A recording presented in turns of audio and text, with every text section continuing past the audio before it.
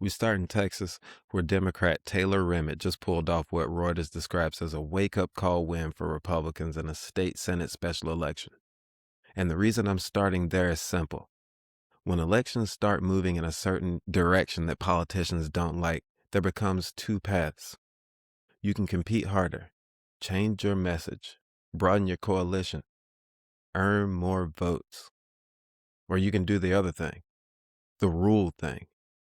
Because within days of that Texas result, Donald Trump goes on the MAGA podcast of Dan Bongino, who was a podcaster before Trump and now seemingly couldn't hack it as the deputy director of the FBI and is now a MAGA podcast host again. And Trump goes on and says Republicans should nationalize voting and take over voting in at least 15 places. And then the FBI executes a search warrant and seizes 2020 election records in Fulton County, Georgia. Materials Fulton County is now in court demanding back, asking a judge to unseal the affidavit and set guardrails on what was taken.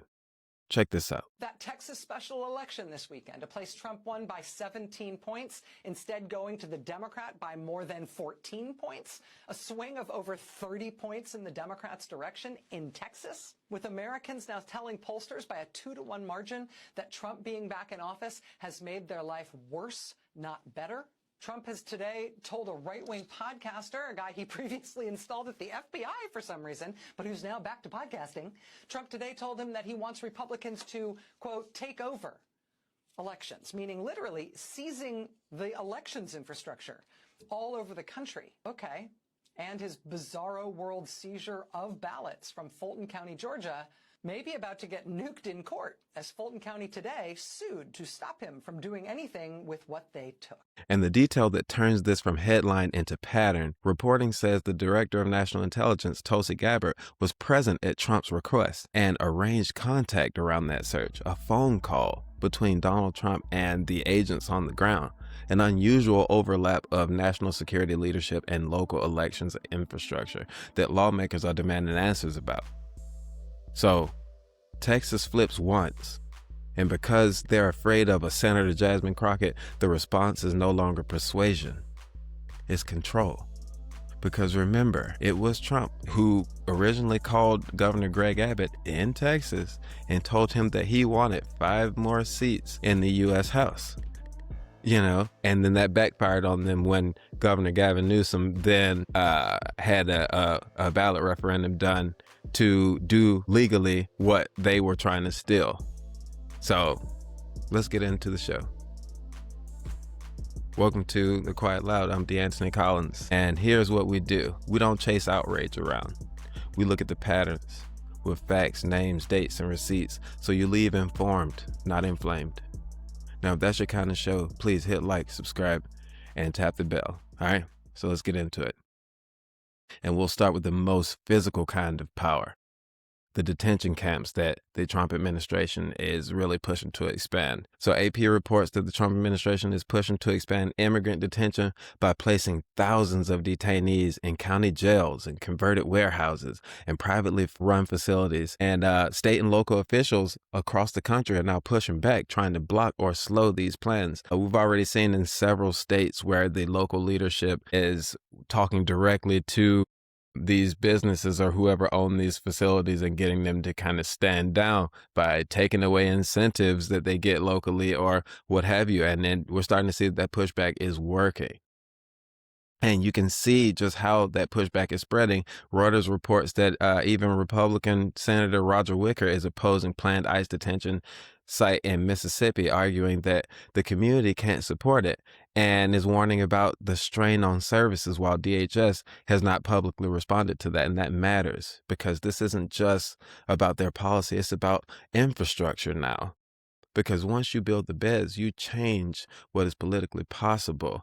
I know that other places we're talking about building the ICE facility there would triple the small town's population and thereby be a huge strain on all of their utilities. So they're not thinking about the ecosystems and the economies of these smaller towns and cities where they plan to just cram in an immigrant population. So this is where press freedom becomes the canary in the coal mine. The Associated Press reports that journalist Don Lemon was arrested and charged federally over his coverage of a protest, that disrupted a Minnesota church service. And Lemon says that agents came to arrest him even after he had his attorney, Abby Loeb, offer for him to surrender voluntarily. He said after 2 attempts to contact and them never responding, they sent agents to get him because that's what they wanted. They wanted the embarrassment. They wanted to do the perp walk in front of the cameras and this and that.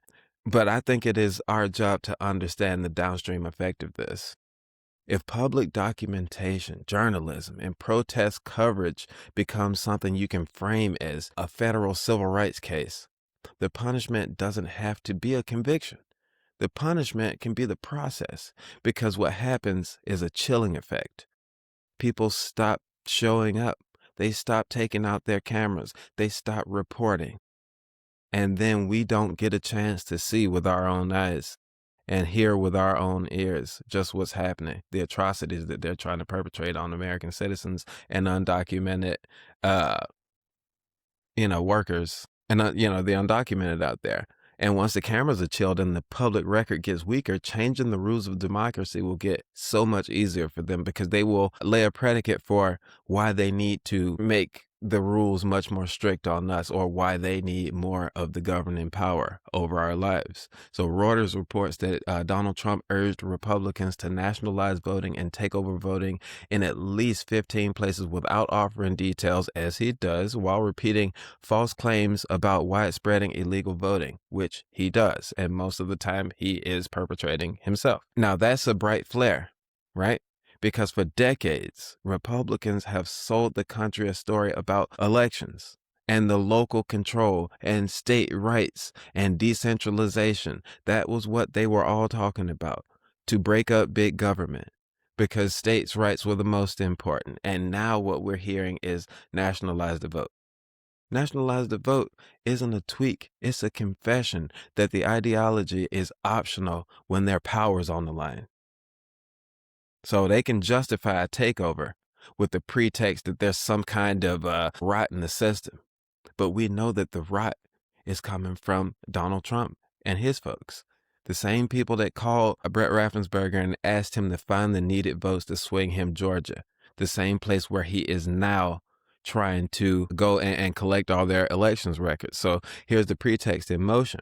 Reuters reports Fulton County is now challenging the FBI's seizure over 2020 election records, asking the court to return the materials, unseal the affidavits, and set limits, warning about chain of custody and about the handling of sensitive election documents. We know that Trump doesn't care anything about handling sensitive materials. I mean, he had documents stacked ceiling high in boxes in the bathrooms at Mar-a-Lago. And then comes the detail that is the political gasoline. PBS is reporting via the AP that the director of national intelligence, Tulsi Gabbard, said that Trump requested her presence at the FBI search of the Georgia Election Center, and she informed lawmakers that she attended. But to be precise, I'm not saying she ran the search, but it's clear that she was there. There are pictures and everything else. I don't know. We don't know why she was there. That's why people have so many questions. We're saying that this is an extraordinary entanglement because national intelligence leadership orbiting around a local election, a state elections operation in the middle of a narrative about rigged voting. I mean, come on. This is our national spy chief. Her eyes are supposed to be fixed on foreign intelligence, not what's happening here in local elections. So this is how a pretext is built. You stage the seriousness with warrants and seizures and political posture, and then you rinse the public with the word fraud, and suddenly takeover language feels a little bit more reasonable. That that one person is handling all of the elections, but when we know that one person will stop at nothing to declare himself the winner, then we need to be paying attention to what this pretext is happening that we're watching be built right in front of our own eyes. So the AP also reports that Donald Trump is suing the IRS and the Treasury for $10 billion over the disclosure of tax return information. That tax return information that said he only paid $750 in taxes over whatever year that was that got released. Now, At the time, it seemed like he was proud of it. He said it's paying only $750 in taxes made him a smart man. But now we see that he's suing the IRS and the Treasury over it, raising conflict of interest questions because the claim is against the very government that he is in charge of. I mean, talk about self-dealing. And Reuters has previously reported that Trump pursued administrative claims seeking an additional $230 million from the Justice Department for legal costs tied to past investigations, including the Mar-a-Lago search, when they found all those documents in the bathroom and whatever else. While his administration said career ethics officials would guide their decisions. Now, we know there's nothing but cronies and sycophants around him right now. So here's the quiet, loud point. You can believe wrongdoing deserves a remedy, and I do, and still recognize that there's a danger going on. Okay? So this president is positioning himself for massive payouts from the federal government while controlling the federal government. Come on, do we not see the conflict of interest happening right in front of our face? He is literally now enriching himself. We've seen him do it with the different Trump meme coins and the gold shoes and the watches and, the email scams out to his supporters. But now he's doing it right to our face and trying to claim taxpayer money and self-dealing to get it. So even if a claim was arguable, the incentive structure is still super poisonous. And when government becomes something you can both control and cash out from, foreign policy can start to look like theater too. And we know what and who I'm talking about. It's been reported that the Kremlin said Putin agreed to Trump's request to halt strikes on Kyiv until February 1st, after Trump described it as a week-long restraint due to the cold weather. Now, PBS notes that the terms remained unclear, even as the Ukraine continued to face pressure on energy infrastructure. And another example on how the pause language can sound like peace while the war keeps waging on, because they believed what Trump said. Zelensky went out and told his people, basically, you guys can sleep well tonight. This is what it looks like when America is doing what they're supposed to be doing. When they're supporting us, then we get to have some room to breathe. And guess what? As soon as it lulled them into a false sense of security, the bombing started. And here's why that belongs in this episode. The tactic is the same across arenas. Use language that sounds stabilizing, like a pause or a takeover or security. Final tranche of the documents. This is all. We've dumped millions. And then you let the machinery keep operating underneath the scene. We have to keep our eyes on this. We have to not forget about the many plates that are spinning by this administration. All right? So a couple things before we get out of here. People is reporting that Hennepin County medical examiner ruled Alex Pretty's death a homicide from multiple gunshot wounds. Surprise, surprise, after he was shot by federal immigration officers in Minneapolis. That's a medical classification. Homicide is not a conviction, and it's not official charges, but I believe that official charges should come that way, and those two officers that shot that man should be brought up on charges for murder. That is my personal opinion. But it's an official determination that raises the stakes here, that homicide determination. And Reuters reports that the Justice Department opened a civil rights probe into the shooting. This is where accountability documentation matters. Okay? Not as vigilantism, but as the public record that forces due process to start. A lot of the stuff we knew about Renee Good and about Alex Pretty, we would have known nothing about without accountability documentation or citizen journalism or people whipping out their phones and taking video and picture of what is happening around them, because we wouldn't know. The Trump administration is locking everybody out. The people, the local government, anybody who is not on their side, they're not getting a chance to figure out what's going on here. So we're going to stay on that. Reuters is also reporting that internal guidance says ICE officers in Minnesota were directed to avoid engaging with agitators and to focus arrests on immigrants with criminal charges and convictions. I thought that's what they were supposed to be doing in the first place. But now apparently that is the new directive coming down to them, with Bovino out and Tom Homan in after intense backlash and shootings during operations. So we'll see how that goes. But if you're still been watching the footage that people are sending in, you're seeing that the tone on the street has not changed. They're doing the exact same things they were doing before. It's also been reported that the administration is drawing down about 700 agents from the Minnesota surge, while thousands remain, though, underscoring that this is just an adjustment for the cameras. This is not a retreat. Let's send some folks out so they can film the trucks driving out of town, but we're keeping everybody here and we're still rolling on. All right.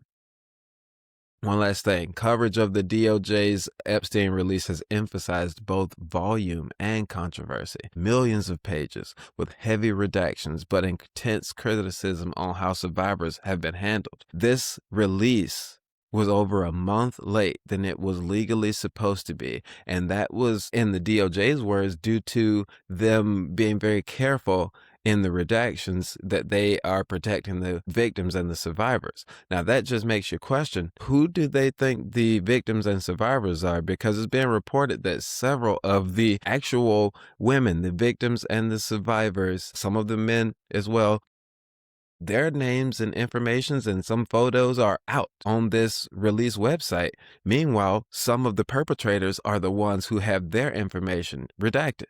So who do they consider the victims and survivors are when they say this is what we've been doing for the last month? So when disclosure becomes chaotic, it doesn't just hurt who the true victims are, it erodes the public trust. And that vacuum is where the bad actors are thriving. So much to keep up with.